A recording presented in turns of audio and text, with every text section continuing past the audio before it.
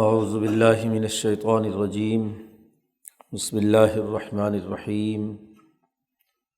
ثم قست قلوبکم من بعد ذلک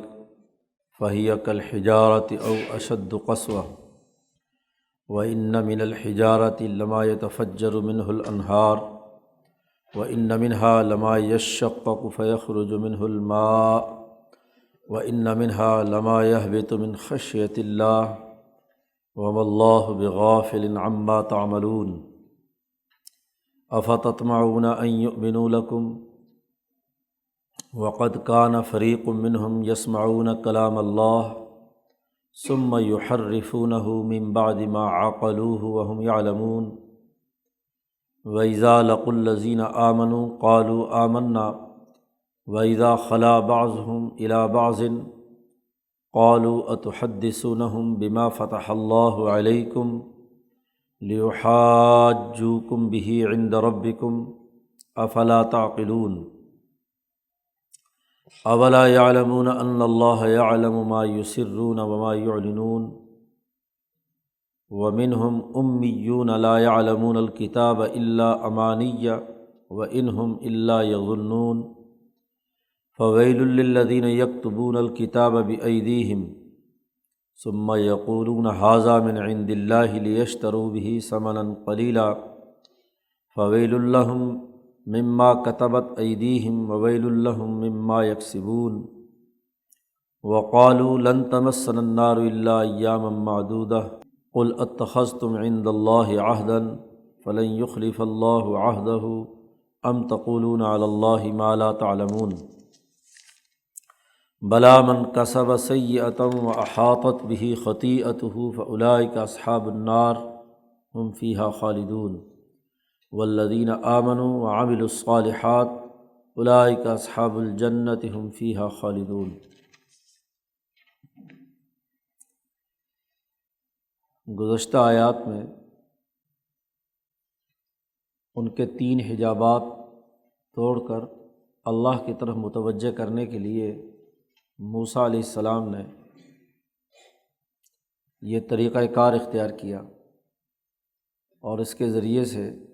ان کے حجابات ٹوٹے، دلوں میں نرمی پیدا ہوئی اور جو بات ان میں سمجھنے والے تھے انہوں نے اللہ کی یہ بات سمجھی، صفت احسان کی کیفیت ان کے اندر پیدا ہوئی، دلوں میں نرمی آئی۔ لیکن کچھ وقت گزرنے کے بعد جیسے جیسے تربیت کا دور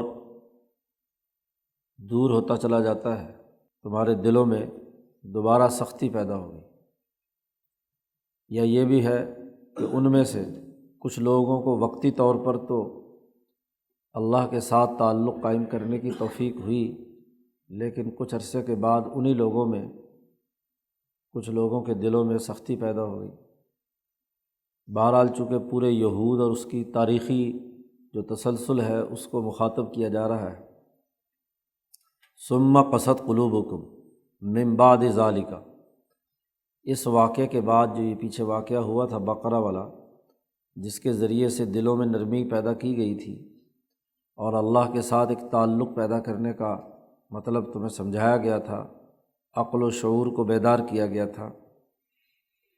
اس کے بعد تمہارے دلوں میں پھر سختی پیدا ہو گئی، دل سخت ہو گئے اور اتنے سخت ہوئے کہ فہی کالحجارہ او اشد قسوۃ، سو وہ ہو گئے جیسے پتھر یا ان سے بھی زیادہ سخت۔ پتھروں کی بھی بہت سی اقسام ہیں، جو قدیم ترین پتھروں کی جو آپس میں کیمیائی تعامل کا اثر ہے، جیسے گرینائٹ وغیرہ جو کئی ہزار سال پرانے ہوتے ہیں، ان میں کوئی چیز بھی ان کے اندر داخل نہیں ہو سکتی۔ پتھر یا پتھر سے بھی زیادہ سخت کوئی اور ٹھوس چیز، پتھروں کی بھی جو اعلیٰ ترین اقسام ہیں اس طرح کے ہو گئے۔ نبی اکرم صلی اللہ علیہ وسلم نے فرمایا کہ انسان کے جسم میں ایک ٹکڑا ہے، وہ اگر درست ہو جائے تو پورا جسم درست ہوتا ہے، اور اگر وہ خراب ہو جائے تو پورا جسم خراب ہوتا ہے۔ الا وہی القلب، اور وہ دل ہے۔ تو دل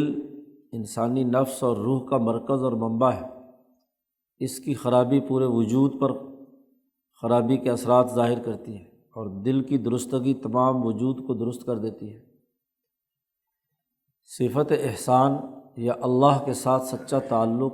قلب سے ہی ہوتا ہے، اسی لیے ان لوگوں کو بہتر قرار دیا گیا ہے الا من اتی اللہ بقلب منیب، جو اللہ کی طرف رجوع کرنے والے دل ہیں، دل صاف ستھرے ہیں تو وہ اللہ کی طرف متوجہ ہیں، تو ظاہر ہے ان کی کامیابی ہے۔ اور جن کے دلوں میں مرض ہے، پیچھے منافقین کے ذیل میں بھی دلوں کے مرض کا تذکرہ کیا گیا تھا، تو دل میں اتنی سختی پیدا ہو جائے کہ وہ بات سننے اور سمجھنے کے لیے تیار نہ ہو، تو اس طرح تمہارے دل سخت ہو گئے اور جو احکامات الہیہ تھے ان کو سمجھنے کی صلاحیت اور استعداد ختم ہو گئی۔ قرآن حکیم نے آگے پتھروں کی بھی 3 اقسام کا تذکرہ کیا ہے۔ وَإِنَّ مِنَ الْحِجَارَةِ لَمَا يَتَفَجَّرُ مِنْهُ الْأَنْهَارُ، حضرت ترجمہ فرماتے ہیں اور پتھروں میں تو ایسے بھی ہیں جن سے جاری ہوتی ہیں نہریں،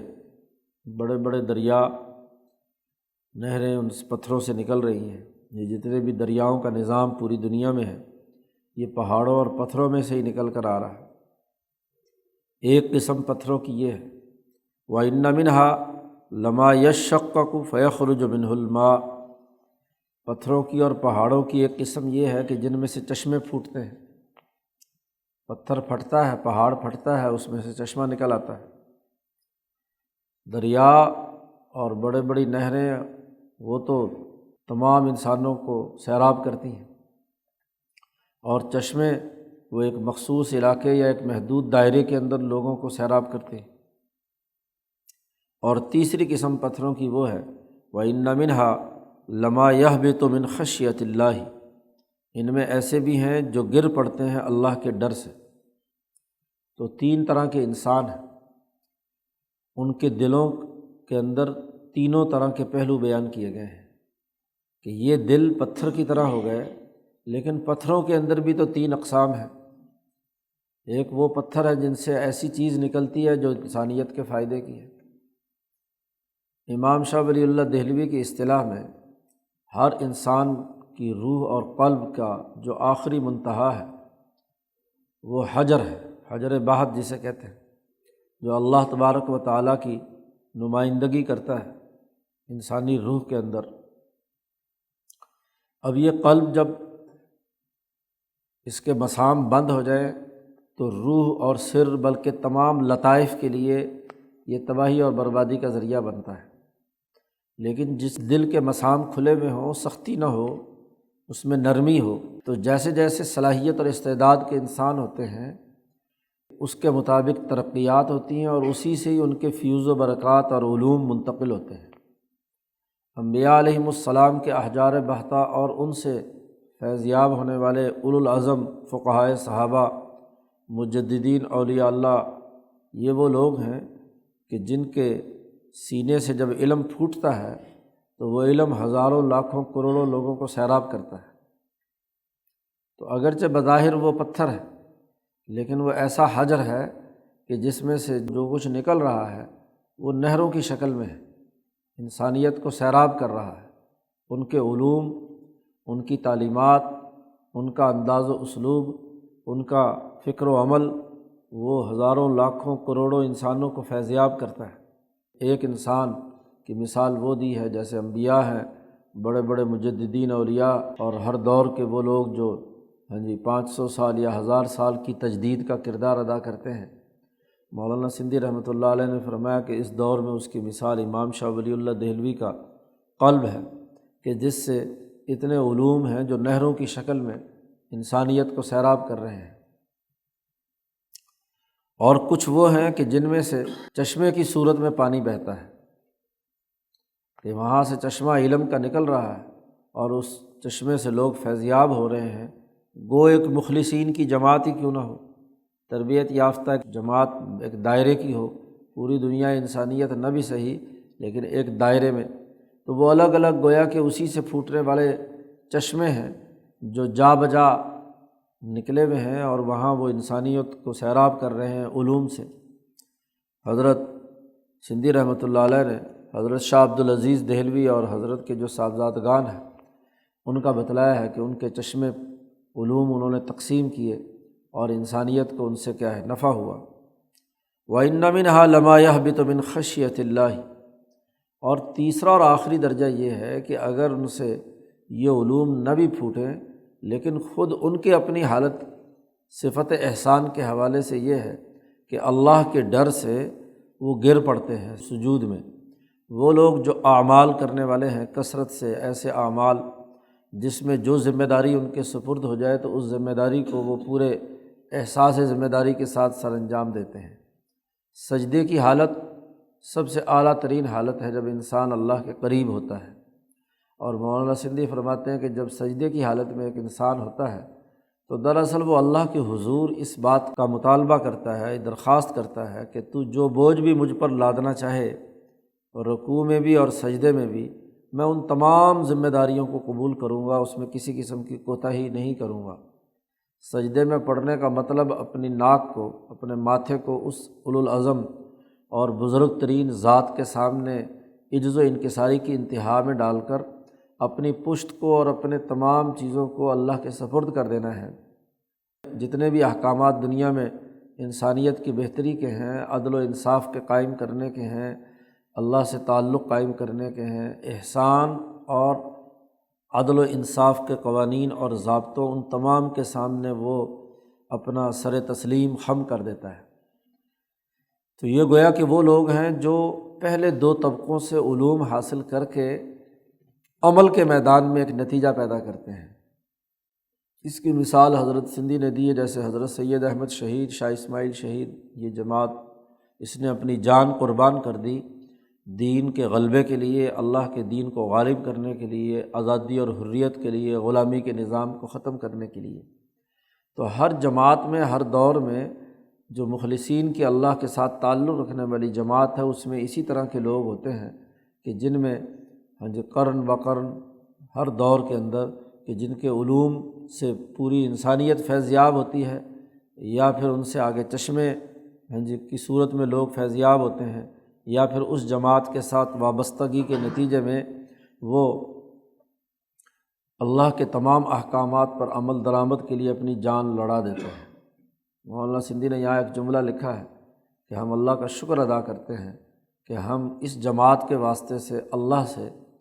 علم کا ایسا ہی، علم و شعور کا ایسا ہی تعلق رکھتے ہیں، فالحمدللہ رب العالمین۔ حضرت نے فرمایا تو جن انسانوں میں یہ تین کم از کم ہوں، اور یہ لوگ ایسے ہیں کہ ان تینوں کے دائرے سے ان کے دل سخت ہو گئے، مسام بند ہو گئے، بات کو سننا نہیں چاہتے، یہ دل ان کے اوپر غلاف بن گیا۔ تو جب نظریہ اندر نہیں جائے گا، علم نہیں جائے گا، تو عمل کی صلاحیت اور استعداد کیسے پیدا ہوگی؟ وَمَا اللَّهُ بِغَافِلٍ عَمَّا تَعْمَلُونَ، اور اللہ بے خبر نہیں ہے تمہارے کاموں سے، اللہ غافل نہیں ہے کہ تم کیا کر رہے ہو، تمہارے عمل کی نوعیت کیا ہے، کیا تمہارا عمل علم کے بانٹنے اور انسانیت کے نفع کا ہے، انسانیت کی بھلائی کے لیے تمہارا عمل ہے، اور یا تمہارے دل اتنے سخت ہو گئے کہ تمہارے اندر انسانیت کی کامیابی کی کوئی رمق موجود نہیں ہے، انسانیت کو ترقی دینے کی کوئی سوچ نہیں ہے، نفع انسانیت کے لیے تم کام نہیں کرنا چاہتے۔ قرآن حکیم کہتا ہے افتطمعون ان یؤمنوا لکم،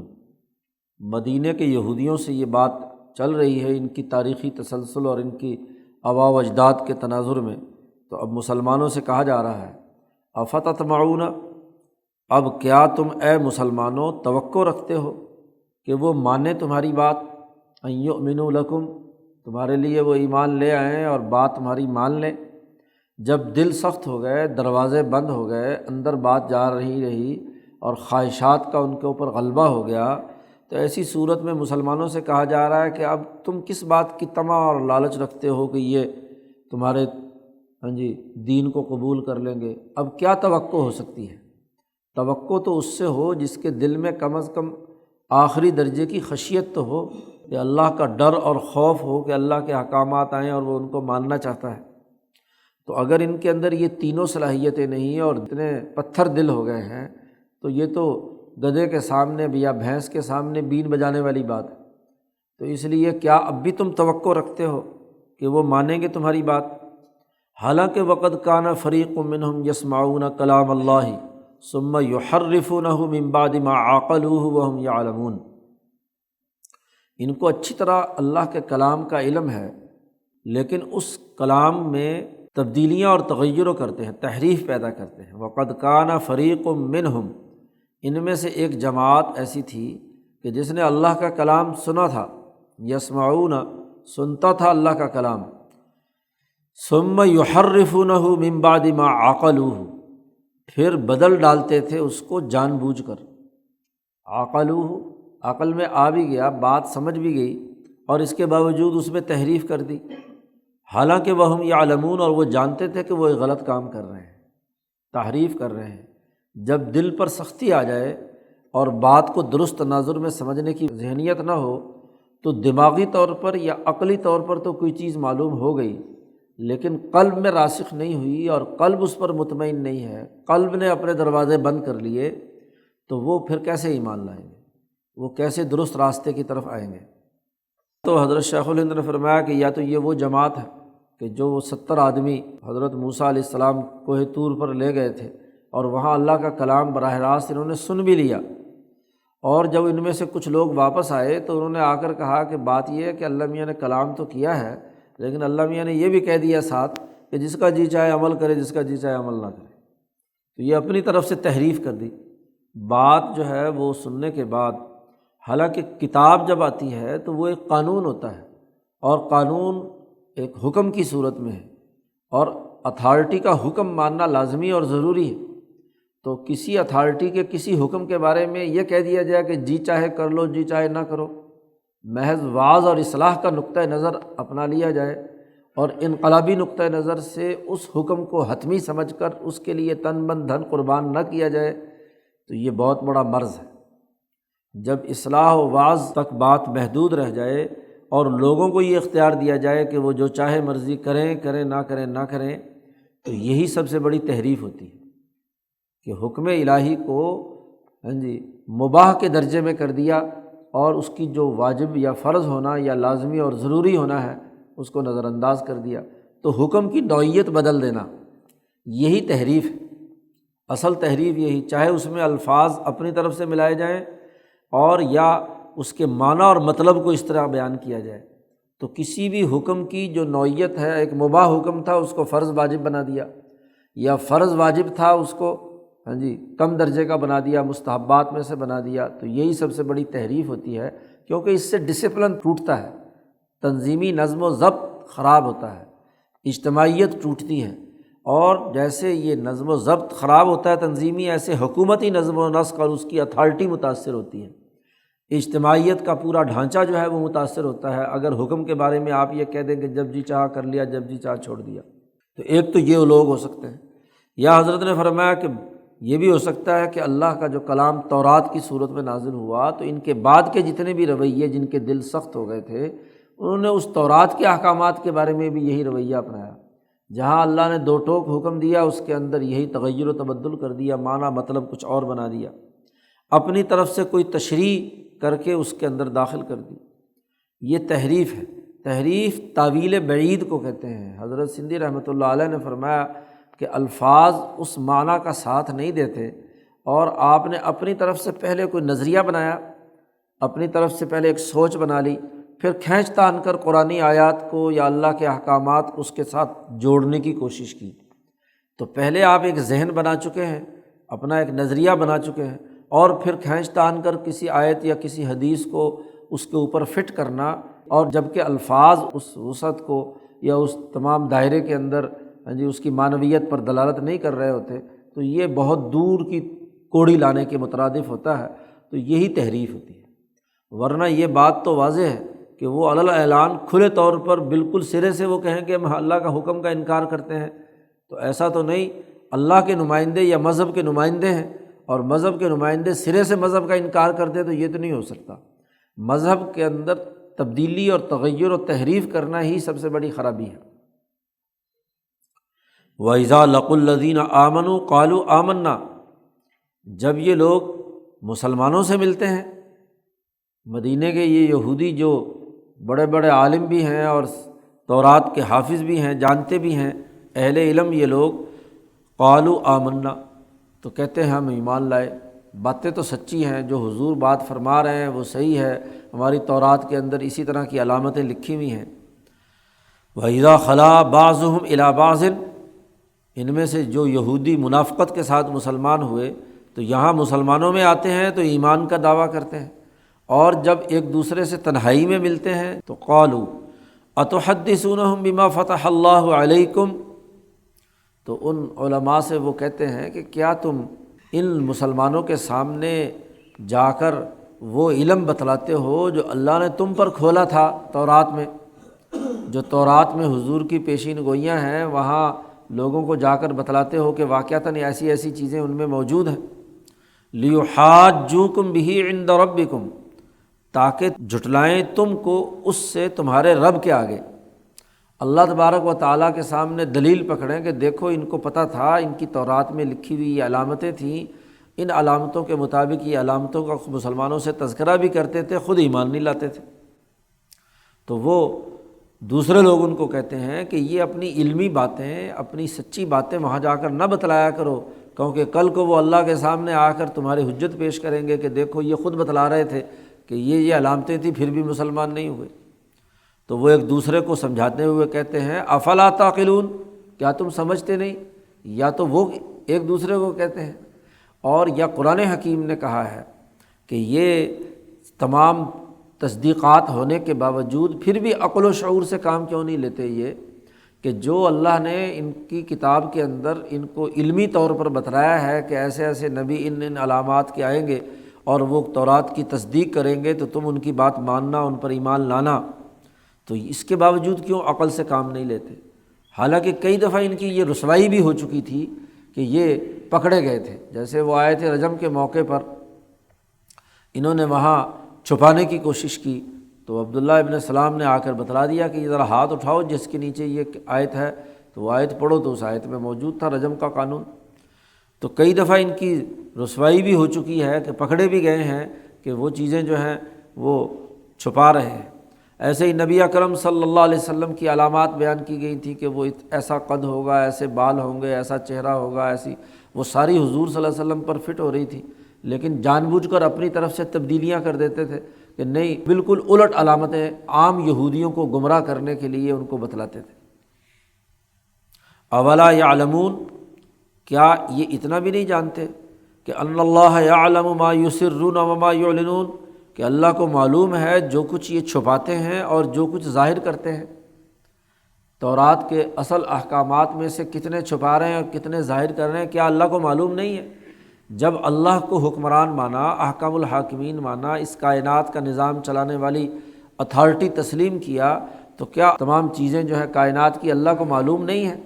کہ یہ کیا چھپا رہے ہیں اور کیا ظاہر کر رہے ہیں؟ ایک جماعت تو یہ اہل علم کی تھی۔ اہل علم کا، علماء اور احبار کا طریقہ یہ ہوتا ہے کہ وہ اپنے علم کو چھپاتے ہیں، علم کا کچھ سے کچھ مطلب بنا دیتے ہیں، تحریف کرتے ہیں، اس کی جو اصل نوعیت ہے حکم کی اس کو بدل دیتے ہیں، تو یہ اہل علم کا کام۔ تو قرآن حکیم نے مسلمانوں سے پوچھا کہ کیا اس کے باوجود بھی تم توقع رکھتے ہو کہ یہ تم پر ایمان لائیں گے؟ ایسا نہیں۔ وَمِنْهُمْ أُمِّيُّونَ، ان یہودیوں میں سے کچھ ایسے بھی ہیں جو ان پڑھ ہیں، لا یعلمون الکتاب الا امانیہ، وہ براہ راست کتاب کو نہیں جانتے سوائے خواہشات کے، جھوٹی آرزوؤں کے، اور کچھ ان کے پاس نہیں ہے، کتاب کا براہ راست علم نہیں ہے، عام عوام یہودی ہیں، اور وہ جاہل لوگ ہیں، اس لیے جو ان کے علماء نے، ان کے احبار نے ان کو الٹا سیدھا جو کچھ بتلا دیا۔ وَإِنْهُمْ إِلَّا يَظُنُّونَ، اور ان جاہل لوگوں کے پاس، امیین کے پاس کچھ نہیں ہے مگر خیالات،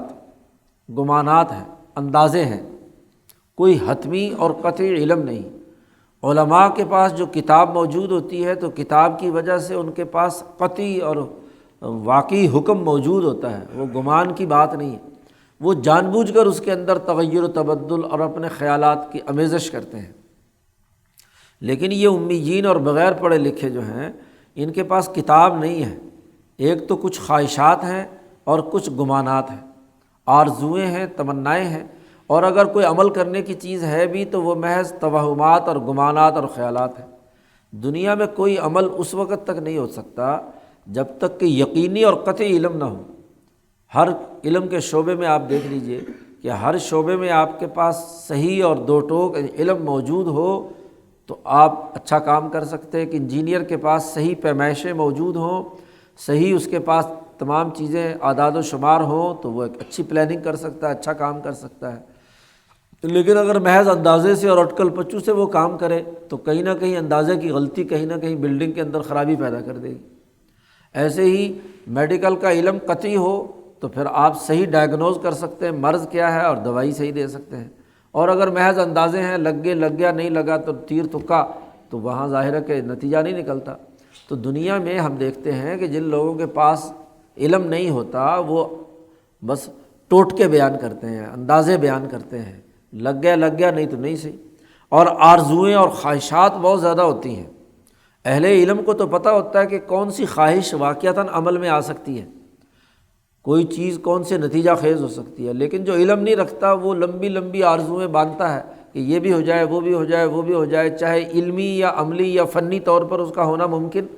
نہ بھی ہو، تب بھی ان کے خیالات کے اندر یہ بات بیٹھی ہوتی ہے یہ ہو جائے وہ ہو جائے۔ تو یہ جو بے پڑھے لکھے لوگ ہیں ان کی یا تو آرزوئیں ہیں اور یا گمانات اور خیالات ہیں۔ فَوَيْلٌ لِّلَّذِينَ يَكْتُبُونَ الْكِتَابَ بِأَيْدِيهِمْ ثُمَّ يَقُولُونَ هَٰذَا مِنْ عِندِ اللَّهِ لِيَشْتَرُوا بِهِ ثَمَنًا قَلِيلًا۔ یہ عوام ہی وہ ہوتے ہیں کہ جو بیچارے بکتے ہیں۔ علماء اور مذہبی لوگ جو ہیں اپنی من مرضی کی باتیں ان سے پیسے بٹورنے کے لیے علم کے نام پر ان کو تقسیم کرتے ہیں، فتوے دیتے ہیں۔ ہلاکت ہے، خرابی ہے ان کے لیے جو لکھتے ہیں کتاب اپنے ہاتھ سے۔ جو اصل کتاب ہے، اصل علم، وہ تو اپنے پاس رکھا ہوا ہے، اپنی طرف سے نسخہ لکھ کر دولت کمانے کے لیے زیادہ سے زیادہ دوائیاں لکھتے ہیں، زیادہ سے زیادہ مذہب کے نام پر اپنی طرف سے کوئی نئی چیز لکھتے ہیں، اس جاہل آدمی کو سامنے رکھ کر کے کہاں یہ شکار پھنستا ہے اور کہاں سے اس کی جیب سے پیسے نکلوائے جا سکتے ہیں۔ اب چاہے وہ تعویذ گنڈے کا کام ہو، چاہے وہ کسی طریقے سے کسی شرعی مسئلے کا فتویٰ جو ہے اس کے مطابق ہو جس کے ذریعے سے اس بے وقوف آدمی سے پیسے نکلوائے جا سکے، جاہل آدمی سے، تو اپنے ہاتھ سے لکھتے ہیں۔ اور ثم یقولون ھذا من عند اللہ، اور پھر ان جاہلوں سے کہتے ہیں کہ یہ اللہ کی طرف سے حکم آیا ہے، یہ اللہ کا حکم ہے کہ اگر یہ نہ تم نے کیا تو پھر بڑا گناہ ہوگا، یہ اگر نہ کیا تو تمہیں فلانی بیماری میں ہلاک کر دیا جائے گا۔ تو چونکہ توہمات، آرزوئیں، خواہشات، گمانات اور خیالات ہوتے ہیں تو ان کی آرزوؤں، تمناؤں اور خواہشات کو یہ بیچتے ہیں، خرید و فروخت کرتے ہیں، پیسے لیتے ہیں۔ کسی بھی قوم کا سب سے بڑا تباہی کا عمل یہ ہوتا ہے کہ جاہل لوگوں کے جذبات کو ابھار کر مال بیچا جائے۔ آج سرمایہ داری کی لعنت میں بھی یہی ہے کہ علم سے جو چیز تیار ہوئی ہے، کوئی پروڈکٹ تیار ہوتی ہے، اس میں لوگوں کے جذبات کو بھڑکاتے ہیں۔ اور اب تو ظلم یہ ہوا کہ ان جذبات کے بھڑکانے کے لیے عورتوں کا استعمال اور ان کی تصویروں کا استعمال کرتے ہیں۔ ضرورت نہیں بھی ہے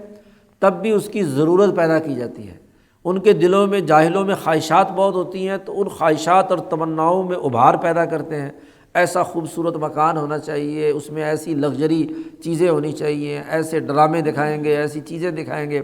جس کے ذریعے سے وہ نئے نئے زیورات، لباس، مکان، گاڑیاں، یہ وہ تعیشات کی زندگی میں انہیں مبتلا کرتے ہیں۔ تو علم برائے فروخت ہوتا ہے۔ علم حاصل ہوا، اس علم کو کیا ہے، پیسے بٹورنے کا ذریعہ بنا لیا۔ اور اگر دین کی تعلیمات کے اندر ایسا ہو، مذہب کے اندر یہ معاملہ ہو کہ اس کو اللہ کا حکم کہہ کر بیچا جائے کہ یہ تعویذ بڑا زبردست ہے، یہ ایسے نتائج پیدا کرتا ہے، یہ میں نے قرآن سے لیا ہے، یہ میں نے حدیث سے لیا ہے، یہ میں نے فلاں جگہ سے لیا ہے، پیسے بٹورنا مقصد ہو، لیشتروا بہ ثمنا قلیلا، تاکہ لیویں اس پر تھوڑا سا مول، اس کے بدلے میں وہ مول لینا چاہتے ہیں، اور وہ جتنا لاکھوں کروڑوں کا مول لے ہے تھوڑا سا ہی، ثمنا قلیلا ہی ہے۔ تو جہاں آیات قرآنیہ کو یا اللہ کے احکامات کو بیچنا ان کی خواہشات اور گمانات کے مطابق، اسی کو حضرت شاہ عبد الرحیم رائے پوری نے فرمایا کہ جب عوام کی خواہشات کے پیچھے علماء چلے وہ علماء سو ہیں، ان کی گمانات اور تمناؤں کے مطابق فتوے دیں، اس کے مطابق بات لے کر آگے بڑھیں، تحریک وہ چلائیں جو سرمایہ داروں اور جاہلوں کی طرف سے آئی ہے، تو اس کو چلائیں تو سمجھ لو کہ وہ علماء سو ہیں۔ اور علماء ربانیین اور علماء اہل حق کے اندر جو بات آئی اور پھر عوام میں پھیلتی ہے، وہ جب ان کے گمانات اور آرزوؤں کے علی الرغم انسانی معاشرے میں درستگی پیدا کرنے، ڈسپلن میں لانے کے لیے کام کرتے ہیں، وہ علماء حق ہیں۔ تو سچے اور جھوٹے علماء کا فرق بیان کر دیا یہاں۔ اب لوگوں کو چونکہ غلط فتوے دیتے ہیں، غلط باتیں کرتے ہیں،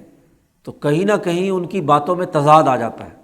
جب تضاد آتا ہے تو پھر وہ جاہل لوگ آ کر پوچھتے ہیں کہ جی پہلے تو یہ فتویٰ دیا تھا، اب آپ نے یہ فتویٰ دیا، پہلے یوں مسئلہ بتایا تھا، اب یہ مسئلہ بتلایا،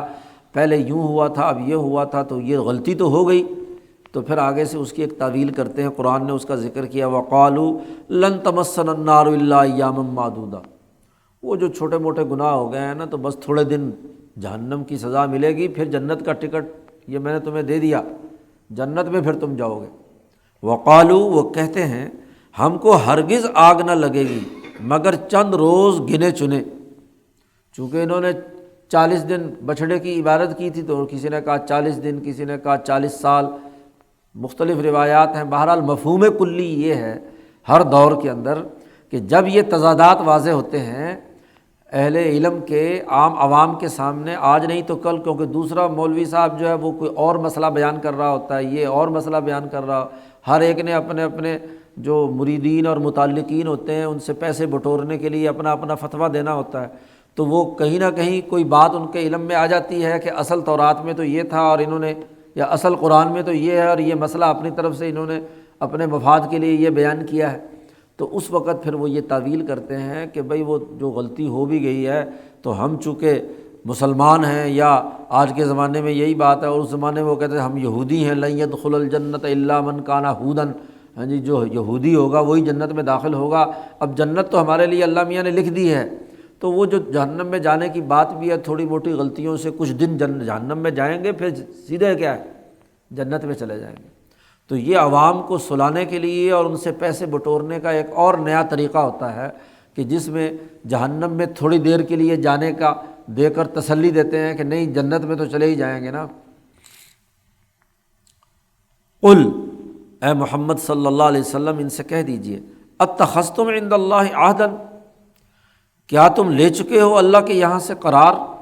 اللہ سے تم نے کوئی معاہدہ کر لیا ہے کہ تم تھوڑے دن جہنم میں جاؤ گے اور پھر جنت میں جاؤ گے،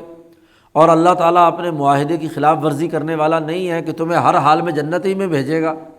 جی فلن یخلف اللہ عہدہ، اب ہرگز خلاف نہ کرے گا اللہ اپنے قرار کے۔ ام تقولون علی اللہ ما لا تعلمون، یا جوڑتے ہو اللہ پر جو تم نہیں جانتے، اللہ پر ایسی بات کہتے ہو کہ جس کا تمہیں علم نہیں ہے، تو یہ تم نے کہاں لکھوایا ہے؟ قانون اور ضابطہ تو یہ ہے کہ جس نے جرم کیا خواہ وہ کوئی بھی ہو اس کو سزا ملے گی، اور جس نے ایمان اور عمل صالح کا کام کیا وہ جنت میں جائے گا۔ بات یہ نہیں ہے کہ یہودی فرقہ جائے گا، عیسائی فرقہ جائے گا، یا مسلمان فرقہ جائے گا، فرقے ورقے کے مسئلہ نہیں ہے، بات تو عمل ہے اور صحیح نظریہ ہے، ایمان کی درست بات ہے، جو یہ کرے گا وہ جنت میں جائے گا اور جو جرم کرے گا وہ جہنم میں جائے گا۔ تو یہ کوئی فرقے اور گروہیت کا تذکرہ نہیں ہے، بلا من کسب سیئۃ واحاطت بہ خطیئتہ، کیوں نہیں، جس نے کمایا گناہ اور گھیر لیا اس کو اس کے گناہ نے، اس کی گناہ نے اس کا احاطہ کر کے مکمل طور پر، فاولئک اصحاب النار ھم فیہا خالدون، وہ جہنمی ہیں اور ہمیشہ ہمیشہ وہ اس میں رہیں گے، دوزخ کے رہنے والے ہیں، ہمیشہ اس میں رہیں گے۔ جرائم یا گناہ خطیہ وہ اتنی ہو جائے کہ پورا کا پورا قلب مسخ ہو کر کالا سیاہ ہو گیا، اس میں کوئی ایمان کی رمق باقی نہیں رہی، اصلاح کی کوئی گنجائش ہی نہیں رہی، کوئی اللہ کا ڈر اور خوف اس کے اندر نہیں رہا، تو وہ ہمیشہ ہمیشہ کے لیے جہنم میں، ان کی گنتی کی بات نہیں ہے۔ تو جو بظاہر اسلام بھی قبول کر لے اور منافقت کے درجے میں ہو، جن کا پہلے ذکر ہوا ہے، اور یہ حضور صلی اللہ علیہ وسلم کے زمانے کے منافقین جن کا نفاق کھل کر سامنے آ گیا، تو عقیدے کا نفاق ان کا قانون کے طور پر، یہودی ہوں، عیسائی ہوں، اسی طریقے سے دوسرے لوگ ہوں جو گناہ اور جرائم اتنے کریں کہ پورے جرائم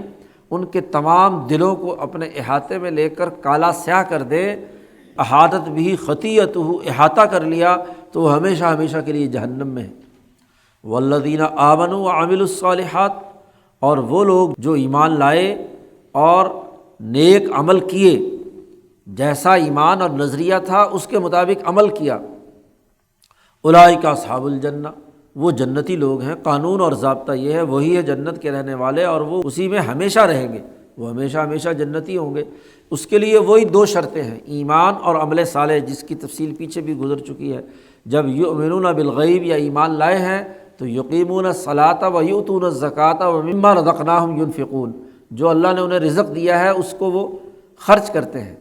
تو نماز کا قیام اور اللہ کے راستے میں مال خرچ کرنا، عدل و انصاف قائم کرنا، جو نظریہ ہے، اور ایمان کی تعریف حضرت نانوتوی رحمۃ اللہ علیہ نے کی کہ جو کچھ نبی اکرم صلی اللہ علیہ وسلم لائے ہیں اس کو عمل میں لانے کی جامع نیت کرنا، جتنے بھی زندگی کے شعبے ہیں ان تمام کو عمل میں لانے کی نیت کرنا، یہ کیا ہے؟ ایمان ہے۔ اور جب یہ نیت کر لی، یقین کر لیا، ارادہ باندھ لیا، عزم ہو گیا، اقرار کر لیا، تو اب اس تمام دین کو عمل میں لانے کا عملی نظام بنانا، یہ عامل الصالحات ہے۔ تو یہ دو شرطیں جس میں پائی جائیں گی وہ جنتی ہیں۔ تو یہاں یہ نہیں ہے کہ افراد یا فرقے یا گروہیتوں کا تذکرہ ہے، بلکہ اصل قانون اور ضابطہ یہ ہے کہ جو جرم کرے گا وہ جہنمی ہے، اور جو ایمان اور عمل صالح کا کام کرے گا وہ جنتی ہے، ہم فیہا خالدون، وہ اس میں ہمیشہ ہمیشہ رہیں۔ تو دلوں کی تبدیلی بڑا لازمی اور ضروری ہے، جو آج کی ان آیات سے معلوم ہوا کہ دلوں کی نرمی، جس سے بات سمجھ میں آئے، سوچ اور غور و فکر کا عمل ہو، پہلے لمحے میں بات نہیں بھی سمجھ میں آئے تب بھی غور و فکر کرنا، تدبر کرنا، عقل و شعور کا استعمال کرنا، تاکہ بتدریج وہ بات دلوں کے اندر پیوست ہو جائے۔ اور یہ ایمان اور عمل صالح یہ قلب کی اصلاح اور قلب کی درستگی کے ساتھ تعلق رکھتا ہے۔ تو مولانا سندھی فرماتے ہیں کہ یہاں تک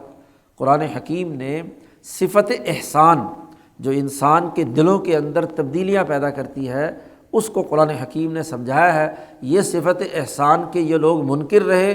تو خرابی پیدا ہوئی، اور جو جماعت بھی اپنے اندر یہ صفت احسان پیدا کر لے گی، اللہ سے سچا تعلق قائم کر لے گی، وہی کامیاب ہے، وہی جنتی ہے۔ اللہ تعالیٰ عمل کی توفیق عطا فرمائے۔ اللہ صلی اللہ علیہ وسلم۔